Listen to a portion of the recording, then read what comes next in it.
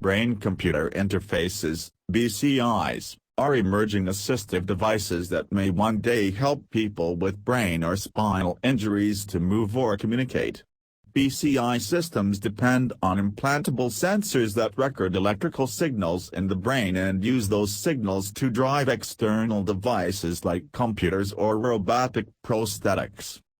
Most current BCI systems use one or two sensors to sample up to a few hundred neurons, but neuroscientists are interested in systems that are able to gather data from much larger groups of brain cells. Now, a team of researchers has taken a key step toward a new concept for a future BCI system, one that employs a coordinated network of independent, wireless microscale neural sensors, each about the size of a grain of salt, to record and stimulate brain activity. The sensors, dubbed neurograins, independently record the electrical pulses made by firing neurons and send the signals wirelessly to a central hub, which coordinates and processes the signals. In a study published on August 12 in Nature Electronics, the research team demonstrated the use of nearly 50 such autonomous neurograins to record neural activity in a rodent. The results, the researchers say, are a step toward a system that could one day enable the recording of brain signals in unprecedented detail, leading to new insights into how the brain works and new therapies for people with brain or spinal injuries. One of the big challenges in the field of brain-computer interfaces is engineering ways of probing as many points in the brain as possible, said Darto Nurmiko, a professor in Brown School of Engineering and the study's senior author. Up to now, most BCIs have been monolithic devices, a bit like little beds of needles. Our team's idea was to break up that monolith into tiny sensors that could be distributed across the cerebral cortex. That's what we've been able to demonstrate here. The team, which includes experts from Brown, Baylor University, University of California at San Diego and Qualcomm, began the work of developing the system about 4 years ago. The challenge was twofold, said Nurmiko, who is affiliated with Brown's Carney Institute for Brain Science. The first part required shrinking the complex electronics involved in detecting, amplifying and transmitting neural signals into the tiny silicon neurograin chips.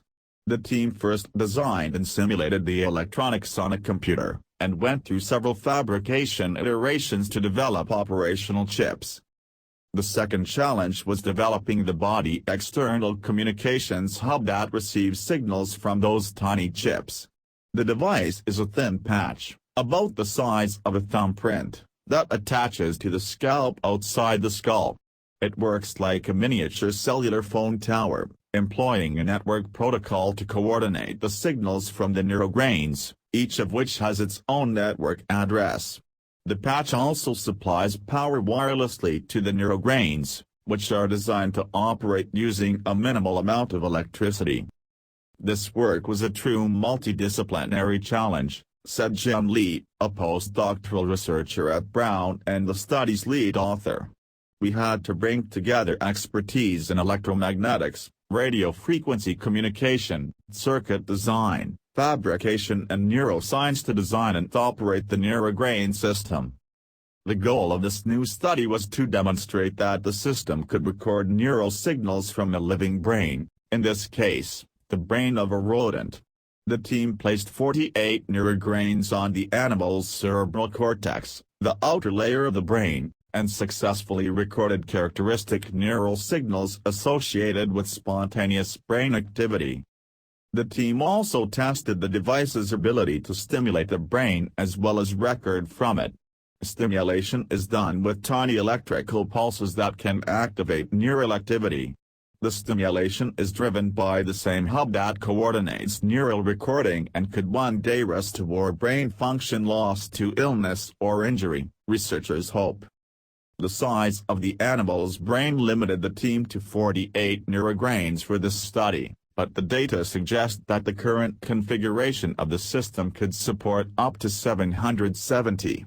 Ultimately, the team envisions scaling up to many thousands of neurograins, which would provide a currently unattainable picture of brain activity. It was a challenging endeavor, as the system demands simultaneous wireless power transfer and networking at the megabit per second rate, and this has to be accomplished under extremely tight silicon area and power constraints, said Vincent Leung, an associate professor in the Department of Electrical and Computer Engineering at Baylor. Our team pushed the envelope for distributed neural implants. There's much more work to be done to make that complete system a reality, but researchers said this study represents a key step in that direction.